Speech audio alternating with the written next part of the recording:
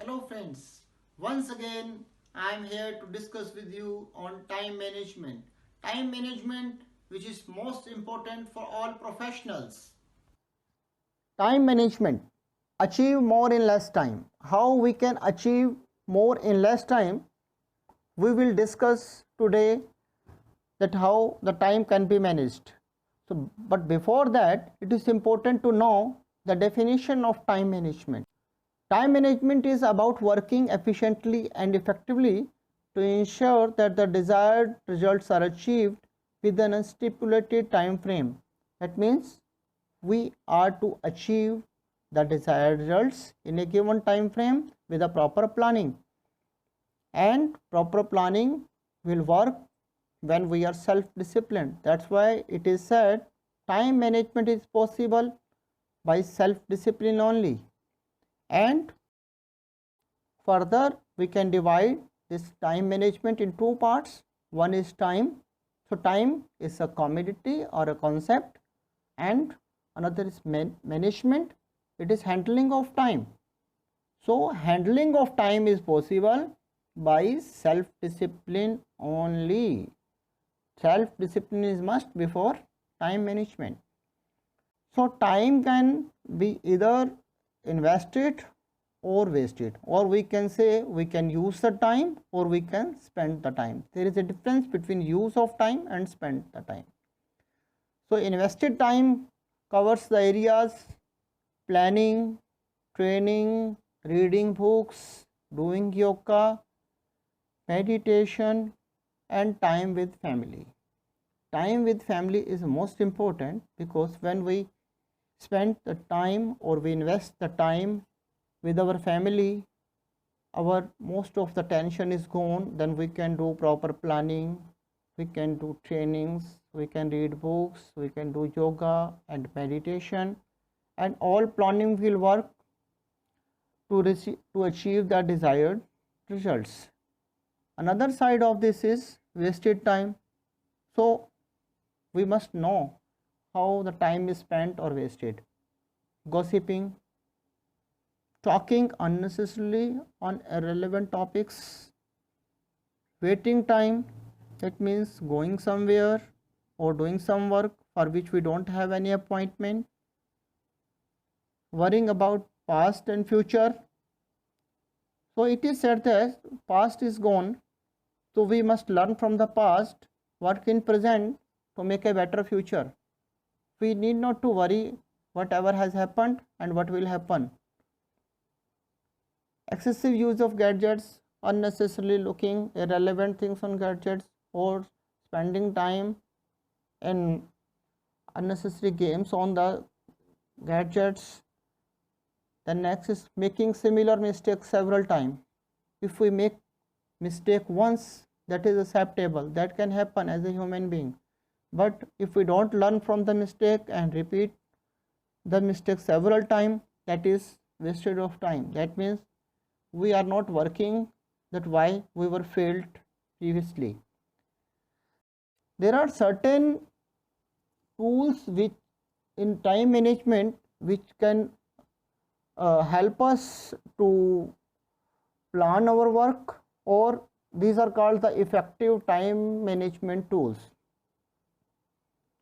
So these are prioritize purposefully, plan accurately or exactly, prepare properly, proceed positively, pursue persistently or chase tirelessly, identify and avoid time wasters. So before we go ahead with these tools, we must make a to-do list where include all those activities which we want to do, and thereafter we can prioritize those things. What are the first, what we should do later on, which are important to us, which are urgent to us, and then we can say plan accurately how much time we need to accomplish this job or this task, who are the competent person to do this, what are, from where we will get the inputs for this, and to whom we are to report, and when we are to report. This much planning we have to do, and this can be done in another way, that we can make an action plan. What are the tasks and issues? What are the target dates? Who will do this or who is responsible for that? And what are the action plan for that issue or task which we have assigned? And what are the results and status of that? This type of action plan we can prepare, and then prepare is properly. Think on this, whether something is missing in this or everything is done, and proceed positively. If we make hundreds of planning, that will not work. By the time we take the step towards the steps to achieve those desired results. So we must have a positive attitude to do this, and then pursue persistently or chase tirelessly. As I said, that when we make the action plan and we don't write therein what is the status, then whether the desired results are achieved or not, whether the work is complete or not, or if it is overdue or it is in progress, if we don't chase, then our planning goes waste. The next is identify and avoid time wasters. We must identify who are our time wasters and how we can avoid them, because most of the people don't know who can be the time wasters. We will think on this too, but before that we must know how to prioritize our work activities. We can divide our work in 4 quadrants by making a chart. One side we can take urgent activities and another is important activities. So let us see what are these 4 quadrants. The first is urgent but not important. Another is neither urgent nor important. Third is urgent and important. And fourth is important but not urgent. So the things which are urgent and important to us, we must do immediately. What these things can be? Let us say today is the last date to submit a contract or a tender. So I am the only person who knows each and everything about that. I have the complete data for that. So I must do it properly and put it on our priority list at the number 1. And then another can be a meeting with board members or boss to finalize some important decisions, because I have the data for that. So I must keep it in the first priority. Thereafter, which the things are urgent but not important, so these type of task I can delegate. Let us discuss how it can be. The last date of IT return is today, and I have some another important and urgent task. So what should I do? I can delegate this to a CA or a professional by giving all my relevant documents to him, so he can do it. Or I have to submit some reports to the customer which are important and urgent, or we can say which are urgent to submit. So my subordinates know about that, what to be sent, because I have given a proper training to them. So I can inform them, I can delegate that work. But there are some important but not urgent tasks. Let us say to pay the electricity bill is important but not urgent. I can fix the alarm for that. And meeting with subordinate to discuss on some future planning, this is also important, but it is not urgent. So I can plan at any time of the day for a short period, and visit to customers to make the customer relationship This is also important because if customer is not there, no organization will survive. So for that, I can make the proper appointment with the customer. I can discuss with my team later on this. And finally, there are some tasks which are neither urgent nor important to us. To those we can avoid. I have so many things to do, so it is not good that I should waste my time unnecessarily gossiping or talking to the people on irrelevant things, or we can say some unwanted visitors has come, or somebody was passing by and he thought that okay, I was just passing and so I thought that I should meet you. So we can avoid that because I have another task. But sometimes it becomes difficult to avoid some unwanted visitors. We have so many tricks to handle such type of unwanted visitors. That depends on the situation. For the delegation of work is important because I am not doing this, but someone else is doing on behalf of me. So I must understand that what is delegation. There is a difference between delegation and dumping. Delegation means giving authority to someone and responsibility to someone, or giving training to someone and empowering to someone who can do work on behalf of you. And dumping is simply that we are giving the work to someone and then we are not asking for the results. Delegation is preparing and empowering people to get doing so that you can let go. How it can be possible? It is possible when we give the proper training to the concerned people to whom we want to delegate the job, and then empowering them that they can do it on behalf of me. Delegation also means assignment of responsibility or authority to another person to carry out specific activity or task. This is possible only and only when the proper guidance is given to someone. So, as I said, we must understand also who can be our time wasters. Let us have a quick look on this. Lack of clarity of objectives. We don't know what things are first to do and what things are to do later on.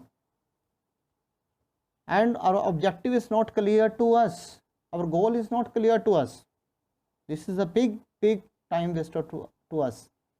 No self-imposed deadlines.